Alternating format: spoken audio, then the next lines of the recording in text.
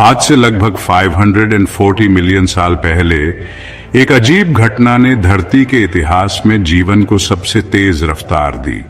ये इतनी जबरदस्त और इतनी गहरी घटना है कि इसने चार्ल्स डार्विन को भी हैरान कर दिया था। भूवैज्ञानिक समय में पलक झपकते ही हमारा ग्रह साधारण नरम शरीर वाले जीवों से कॉम्प्लेक्स जानवरों से भरी दुनिया में बदल गया। ये कैम्ब्रियन धमाका था, एक बायोलॉजिकल बिग बैंग जिसने तेजी से हर चीज के पूर्वजों को बनाया, छोटे से छोटे कीड़े से लेकर सबसे बड़ी भेल तक। तो इस विकास के बारूद के ढेर में किस चीज ने चिंगारी लगाई? धरती के पूरे 4.5 अरब साल के इतिहास को एक 24 घंटे के दिन में समेटने की कल्पना करें। पहले 21 घंटों तक आपको कोई ऐसा जानवर नहीं दिखेगा जिसे आप पहचान सकें, बस एक शांत माइक्रोबियल दुनिया। फिर उस दिन के 5 मिनट से भी कम समय में लगभग हर जानवर का ढांचा जो कभी मौजूद रहा है जैसे कहीं से भी आ जाता है। यह सिर्फ एक अच्छा दिमागी एक्सपेरिमेंट नहीं है, यह वह है जो असल में हमारे ग्रह पर हुआ। अरबों साल तक जीवन बिल्कुल साधारण था। समंदरों पर एक कोशिकीय जीवों का राज्य था। फिर करीब 575 मिलियन साल पहले कुछ हलचल शुरू हुई। शांत गहराइयों में पहले बड़े बहुकोशिकीय जीव दिखाई दिए, जिन्हें एडियाकरण बायोटा कहा जाता है। ये जीव आज के किसी भी जीव से अलग थे। कुछ रजाई वाले हवा के गद्दों जैसे लगते थे, जबकि कुछ समुद्री तल से चिपके हुए अजीब पत्ते जैसे पौधों की तरह थे। डिकिंसोनिया जैसे जीव 1.4 मीटर तक लंबे हो सकते थे, लेकिन उनका मुंह या पेट नहीं था। शायद वे अपनी त्वचा के जरिए ही पोषक तत्व सोखते थे। ये जीवन के पहले अजीब प्रयोग थे जो बड़े और अजीब होने के साथ किए गए। ये शांत नरम जीवों की दुनिया थी, यकीनन एक जरूरी कदम, लेकिन वे अभी तक वो जानवर नहीं थे जिन्हें हम जानते हैं। स्टेज तैयार था, लेकिन मुख्य किरदार अभी तक दिखाई नहीं दिए थे। कैम्ब्रियन से पहले की दुनिया सिर्फ एक भूमिका थी। जानवरों के जीवन की कहानी एक धमाके के साथ शुरू होने वाली थी। फिर लगभग 541 मिलियन साल पहले सब कुछ बदल गया। सिर्फ 10 से 25 मिलियन साल के अंदर फॉसिल रिकॉर्ड पूरी तरह से बदल गया। यह पीरियड, जिसे कैम्ब्रियन एक्सप्लोजन कहते हैं, लगभग सभी बड़े एनिमल ग्रुप्स या फाइलम जो हम आज देखते हैं उनका अचानक से आना दिखाता है। इससे पहले फॉसिल रिकॉर्ड बहुत कम था। अचानक यह हार्ड पार्ट्स वाले जानवरों से भर गया, शेल, स्पाइन्स और एक्सोस्केलेटन। ये फीचर्स सॉफ्ट टिश्यूज से कहीं बेहतर फॉसिल्स बनाते हैं, जिससे हमें पास्ट की बहुत साफ झलक मिलती है। और यहीं हमें शो के स्टार्स मिलते हैं। कनाडा में इनक्रेडिबल बर्गेस शेल जैसी फॉसिल साइट्स से पैलियोंटोलॉजिस्ट्स ने एजी बोगरीब और शानदार क्रीचर्स का खजाना खोजा है। वहां जबरदस्त एनोमलोकैरिस है, 1 मीटर लंबा तैरने वाला शिकारी जिसके आर्म्स और एक गोल मुंह था जो शिकार को कुचलने के लिए परफेक्ट था।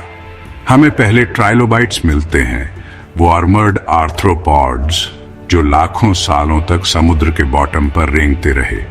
और फिर ऐसे अजीब क्रीचर्स हैं जो सभी लॉजिक को चैलेंज करते दिखते हैं। 5 आंखों वाला ओपाबिनिया ले लो, जिसमें सामने की तरफ एक नोजल थी, या बिल्कुल सही नाम वाला हेलुसिजेनिया, एक स्पाइकी वर्म जैसा जीव जो इतना एलियन था कि साइंटिस्ट्स ने पहले उसे उल्टा और पीछे की तरफ जोड़ा था। जो बात वाकई हैरान करती है वो ये है कि इस छोटे से पीरियड में डेवलप हुए बेसिक बॉडी प्लान्स ने तब से एनिमल लाइफ को डिफाइन किया है। बायलेटरल सिमेट्री, एक ऐसा शरीर जिसका बायां और दायां हिस्सा हो, सेगमेंटेशन और अपेंडेजेस सब एक साथ सामने आए। ये सिर्फ नई स्पीशीज नहीं थी, ये एनिमल होने के बिल्कुल नए तरीके थे। और ये ऐसी स्पीड से आए हैं जिसने सदियों से साइंटिस्ट्स को हैरान कर रखा है। तो इवोल्यूशन के इस पागलपन का रीजन क्या था? कई डिकेड्स से साइंटिस्ट्स इसे एक प्लैनेटरी मिस्ट्री मानते रहे हैं, जिसके ट्रिगर को ढूंढने की कोशिश कर रहे हैं। अब रिसर्च एक ही रीजन के बजाय आपस में जुड़े इवेंट्स के एक सीक्वेंस की तरफ इशारा करती है। पहला और सबसे पुराना सस्पेक्ट ऑक्सीजन है। एक लंबे टाइम से सबसे बड़ा थ्योरी यह था कि एटमॉस्फेयर और ओशंस में ऑक्सीजन की एक बड़ी अमाउंट ने बड़े ज्यादा एनर्जी वाले एनिमल्स के इवोल्यूशन को प्रमोट किया। लेकिन 2024 में पब्लिश हुई एक्सट्रीमली डिटेल्ड रिसर्च ने इस आइडिया में थोड़ी चेंज की है। साइंटिस्ट्स की एक इंटरनेशनल टीम ने वर्ल्ड वाइड जियोलॉजिकल डेटा को एग्जामिन किया और पाया कि ट्रिगर ऑक्सीजन में सिर्फ एक मॉडरेट इंक्रीज हो सकता है, जो हमारी सोच से कहीं कम था। ऑक्सीजन में यह मॉडरेट इंक्रीज ज्यादातर शैलो सीयर्स में हुआ, जहां यह नए एनिमल्स रह रहे थे। ऐसा लगता है कि एवोल्यूशनरी फ्लडगेट्स को ओपन करने के लिए ऑक्सीजन के फ्लड की जरूरत नहीं थी। बस इतना काफी था कि एक क्रिटिकल थ्रेशहोल्ड को क्रॉस किया जा सके, जिसने ज्यादा एक्टिव लाइफस्टाइल की परमिशन दी। इस बीच डीप ओशियन और 140 मिलियन ईयर्स तक ऑक्सीजन फ्री रहे, लेकिन ऑक्सीजन ने अकेले काम नहीं किया। दूसरा बड़ा फैक्टर प्लेनेट के इकोसिस्टम में एक ड्रामेटिक चेंज थी, प्रेडेशन का स्टार्ट। एनोमेलोकारिस जैसे प्रेडेटर्स की अराइवल ने एक डरावना नया प्रेशर क्रिएट किया। पहली बार सॉफ्ट होना और बस बैठे रहना डेथ सेंटेंस था। इसने एवोल्यूशनरी आर्म्स रेस स्टार्ट कर दी। प्रे ने डिफेंस के लिए हार्ड शेल्स और शार्प स्पाइन्स डेवलप किए। प्रेडेटर्स ने बदले में बेटर आईज, ग्रास्पिंग क्लॉज और प्रे के लिए शार्प सेंसेस पाए। इस म्यूचुअल स्ट्रगल ने एवोल्यूशन को तेज किया, हर नई चीज को रिवॉर्ड दिया और जो कोई भी स्टिल रहा उसे पनिश किया।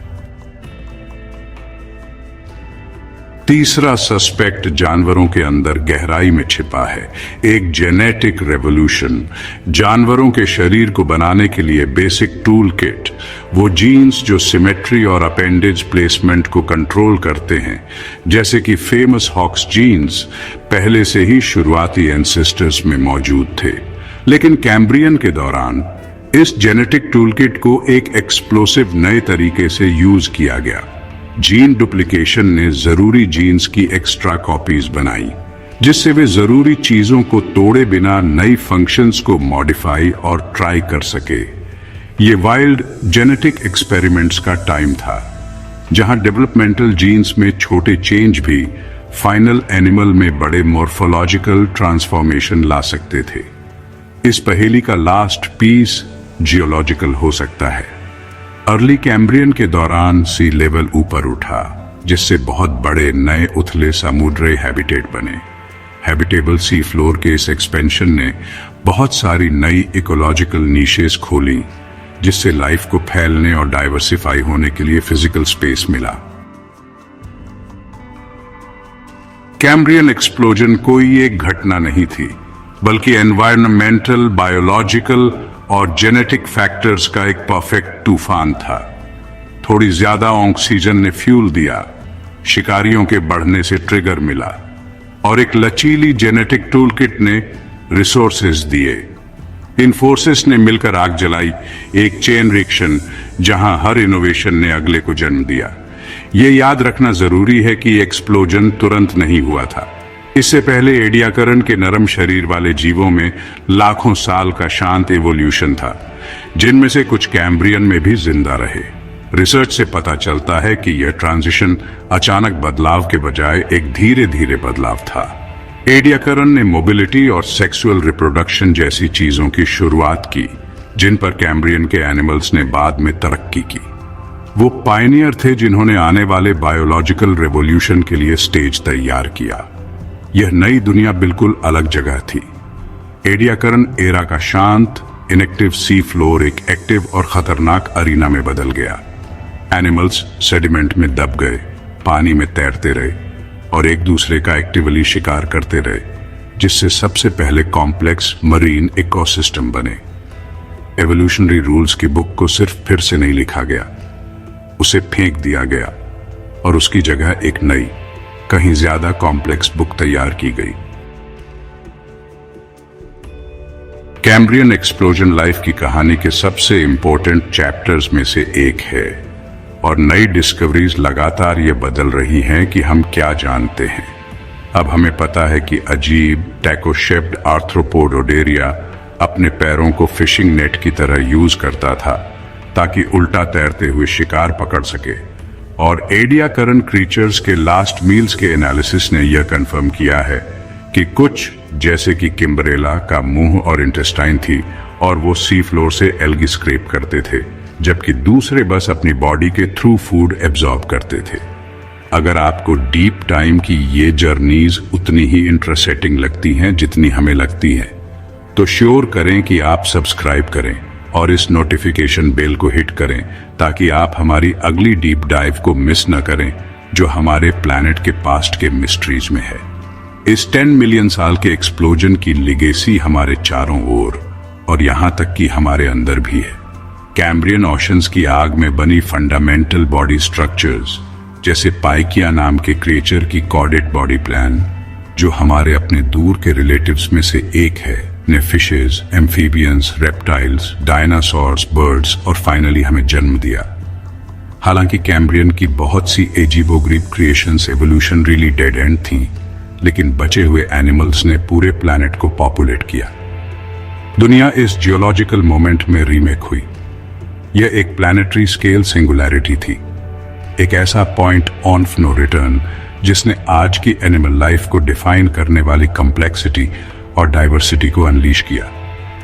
यह प्रूफ करता है कि इवोल्यूशन हमेशा स्लो और ग्रेजुअल नहीं होता। कभी कभी जब कंडीशंस बिल्कुल सही होती हैं, तो यह एक क्रिएटिव फायरस्टॉर्म होता है, पॉसिबिलिटीज का एक एक्सप्लोजन, जो पलक झपकते ही लाइफ की पूरी किंगडम को जन्म दे सकता है।